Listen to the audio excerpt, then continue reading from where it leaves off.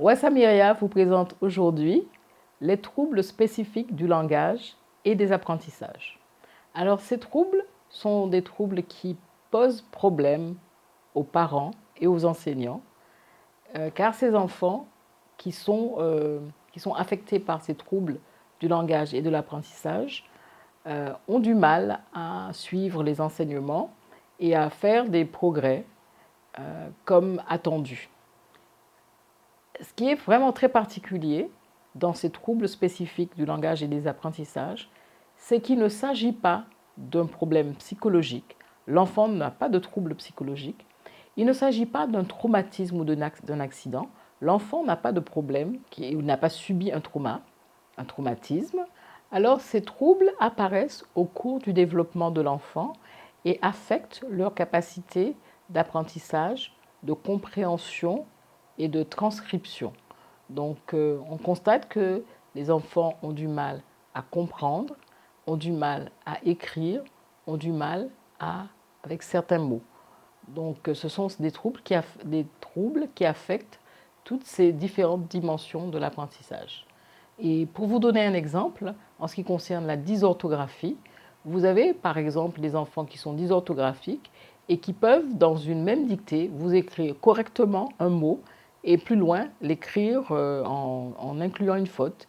Et dans la même dictée, si vous avez le mot qui revient plusieurs fois, le mot peut être écrit de différentes manières. Et vous avez par exemple, si vous lui demandez de vous épeler le mot, il peut vous épeler le mot tout à fait correctement. Et c'est la même chose en ce qui concerne la dyslexie ou la dyscalculie. Donc ce sont des troubles neurodéveloppementaux qui affectent les apprentissages. Les troubles spécifiques du langage et des apprentissages, ce sont des troubles neurodéveloppementaux donc, qui sont durables et persistants. Donc, ce qui veut dire que ce ne sont pas des troubles qui disparaissent de manière spontanée. Ces troubles ne peuvent s'atténuer, s'améliorer que s'il y a une prise en charge spécifique mise en place. Donc, une prise en charge au niveau pédagogique, une prise en charge au niveau psychologique, une prise en charge au niveau d'un orthophoniste, par exemple, et quelquefois même par un ergothérapeute qui peut donner des résultats. Donc, il est nécessaire que ces troubles soient pris en charge de manière tout à fait sérieuse et tout à fait continue pour qu'il y ait des améliorations qui puissent s'observer. Et afin de permettre à ces enfants d'avoir une scolarité normale, des dispositions spécifiques doivent être mises en place et sur une longue durée. Il ne s'agit pas d'un problème d'intelligence, donc si on mesure le quotient intellectuel de l'enfant, il a un quotient intellectuel qui est tout à fait normal et parfois au-dessus de la norme.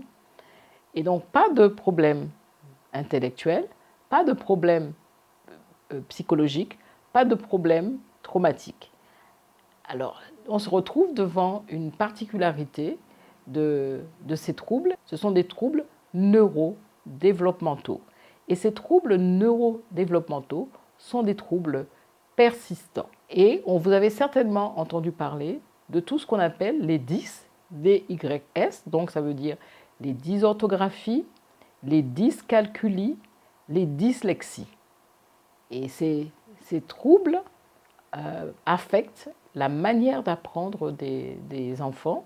Et il est très important de mettre en place des prises en charge spécifiques afin que les progrès au niveau scolaire puissent se faire. Et ces troubles sont pris en charge par différents professionnels. Ils peuvent être pris en charge par le psychologue, par l'orthophoniste. Et il est nécessaire aussi de mettre en place des dispositifs en classe de telle manière que ces enfants puissent continuer à avoir une scolarité normale. Alors, ces dispositifs peuvent être soit la mise en place d'exercices particuliers pour ces enfants, ça peut être aussi du temps qui est donné pour ces enfants. Et quand il s'agit de dysorthographie, on peut mettre en place des dictées à trous, on peut mettre en place du temps supplémentaire où on peut ne pas compter certaines fautes.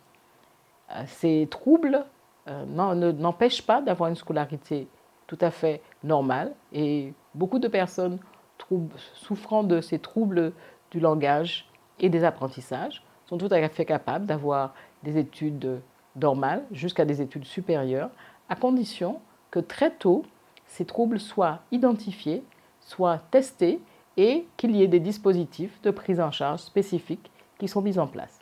Parmi ces troubles 10, on trouve les TDAH, qui sont des troubles de l'attention et de l'activité, donc de l'hyperactivité, et aussi des troubles de la planification. Donc, qui sont beaucoup, l'hyperactivité est très connue et c'est l'un des troubles qui est le plus dérangeant, si on peut dire, et qui amène souvent les enseignants ou l'école à interpeller les parents de telle manière que ces enfants puissent être pris en charge. Il y a aussi les troubles de la planification qui peuvent être assez perturbants et qui peuvent aussi quelquefois passer inaperçus.